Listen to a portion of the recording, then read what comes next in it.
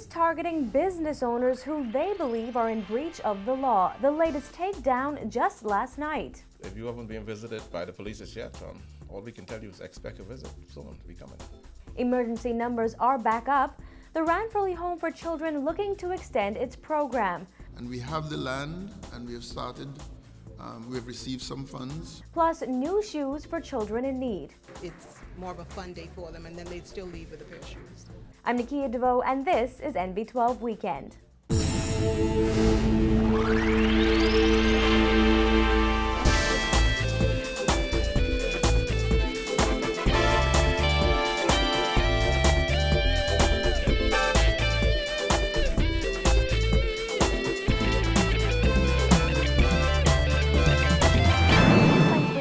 This Saturday evening, 26 people arrested in a late-night raid of what police believe is a Western New Providence strip club last night. Superintendent Stephen Dean said the top-secret operation led by Superintendent Ashton Greenslade was in the making for a while. Dean says, acting on intelligence, the officers infiltrated Copacabana nightclub on West Bay Street and disrupted several illegal activities.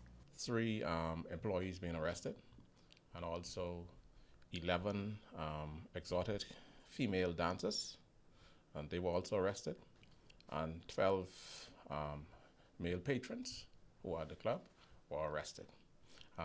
The charges that we are looking at, offenses from breach of the Business License Act, allowing your property to be used for criminal activities, which is not specified in the Business License Act. Also for soliciting for the offense of prostitution, and also for immigration purposes. We're told that the nationalities of the exotic dancers are Bahamian, Jamaican, and Cuban. Dean says police will follow through with the charges, and they're determined to make an example of the alleged offenders. 1 or 2 of them are various nationalities, so we have to look at their documentation to see, but we know that they didn't get no work permit for the illegal activities that they were engaged in. So we will definitely be pursuing those matters. And I can tell you that examples will be made. Police are serious about when we target these nightclubs. And I can tell you some persons will be going in front of the court to answer charges relating to this offense. Along with the arrest, the nightclub was also closed. Dean warns that police will continue to target nightclub owners who are allowing people to engage in illegal activities on their premises.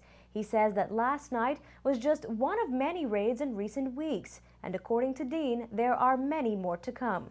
Because just last week, police had reason to go to another nightclub where we were able to uncover 4 illegal firearms. A few weeks earlier, we went to another club where we found illegal drugs. So we know some illegal activities are going on a number of these nightclubs. But you know, the responsibility is on the owners and operators of these clubs to put proper security measures in place. That responsibility is non-negotiable. It's totally up to them to secure their premises, to get adequate security in place. Dean tells us the most common offenses at nightclubs are possession of drugs and possession of firearms. He adds that exotic dancers soliciting for the purpose of prostitution is also something that police are finding more often. Well, emergency numbers are back up and running today. Superintendent Dean says the malfunction was not the fault of the Royal Bahamas Police Force. He says that a disruption at the Bahamas Telecommunications Company caused lines at the emergency call center to go down, and it also affected other businesses in the area. While the system has had issues in the past, Dean says they've been corrected. We have a new adequate system. But you know, sometimes with technical, we tie into BTC, tie into other companies, so sometimes it can have implications. And as the country's murder count climbs, a leading bishop and a youth advocate have decided to play a deeper role in the lives of Bahamians who have lost loved ones to violent crimes and are now struggling with grief. Charisma Robinson reports. Senior pastor of New Covenant Baptist Church, Bishop Simeon Hall, and director of Teen Challenge, Eric Fox, are concerned about what they believe is a wave of retaliation killings that have recently occurred in this country. Rather than focusing on a gambling referendum at this time, Bishop Hall is convinced that the country should be placing its undivided attention on more important issues, which he says are affecting Bahamians to the core. and I believe the church is yet the best institution that we have, but it has obviously some imperfections. We are up in arms about gambling when we say nothing about the judiciary, which sucks in this country. We had about 40 people on death row up to several months ago, and now there's only one, and the church has said nothing about that. Hall and Fox have decided to join forces with a newly formed support group for families of all murdered victims, or FOAM. Candy Gibson formed the group after dealing with the deaths of her two brothers. The men say there is definitely a need for this organization as the murder count now stands at 85. I concur with her that retaliation, crime, retaliation, vengeance breeds vengeance. That's not the way. So we need more positive things like this. This young lady works, but she's taken time off from work. She burns the midnight oil, talking to people. I mean, what else can we do? You have these persons who are walking around angry, and then they get involved in drugs. And I understand that what drugs does, it enhances the position you're already in. So if you are angry and you go take a smoke, then the only thing you do is just taking that up another notch. And so that's you'll find a lot of these young men who are involved with anti-social behavior, involved in crime, and killing. These young men smoke on a continual basis. So you can't separate the two. You can't separate this violence from drugs. You get that it goes hand in hand. And so I'm here to offer my services, my expertise.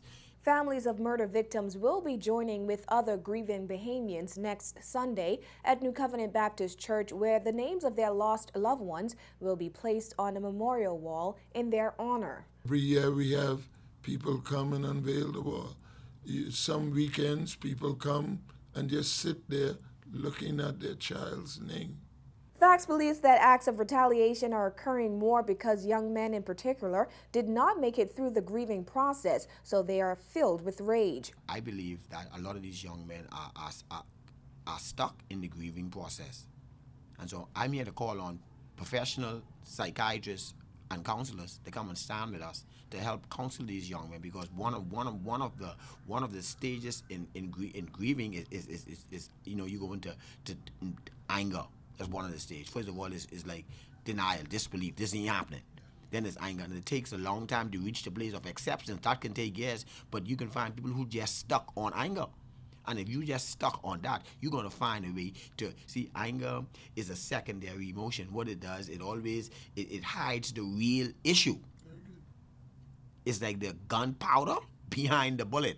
It's something Gibson can attest to. Go on the murder scenes, like after murder crime there, you could hear the rage in the person. I said, God allowed this to be a ministry to me, because when my first brother had gotten killed, I was bitter with the world. And now that I'm able to go on the scene and comfort and console the family, that even if they think in their minds about retaliating, first thing I come on the scene, I offer prayer. I immediately go there with a prayer, hug them, let them know, hey, guess what? I know what you're going through, because I had two brothers murdered. Now, Fox says he will step up to provide grief counseling for hurting Bahamians, particularly young men. He and Gibson are currently working on finding a suitable facility where these hurting families can come to receive counseling. Reporting for MB12, I'm Charisma Robinson. Officials from the Bahamas Meteorological Department urging small craft boaters to stay in port and swimmers to exercise extreme caution over the next 5 days, as strong rip currents and high surf conditions are expected as a result of Tropical Storm Leslie's trek through the Atlantic. Meteorological officials said rough conditions could be much more prevalent on the northeastern and eastern shores of the Bahamas in the coming days as Leslie moves closer to us in a parallel trajectory.